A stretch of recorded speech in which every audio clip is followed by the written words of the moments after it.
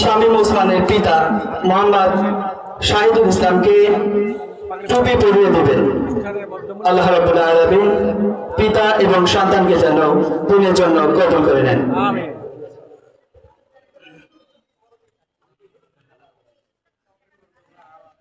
গর্বিত পিতা তো সেই যে তার সন্তানকে দিনী শিক্ষায় শিক্ষিত করে তোলে।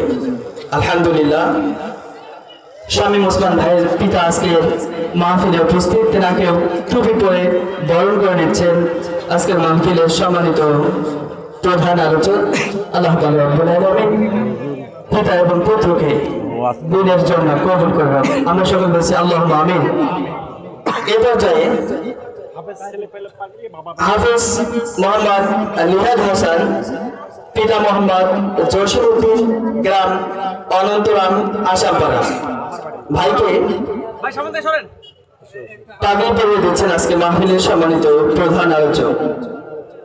সুপ্রিয় উপস্থিতি যারা রাস্তায় ঘোরাফেরা করছেন, আমরা এখনই আমাদের প্রধান আলোচকের আলোচনা শ্রবণ করবো ইনশাআল্লাহ। যারা রাস্তায় আছেন দ্রুত মাহফিল প্যান্ডেলে এসে বসে পড়ুন।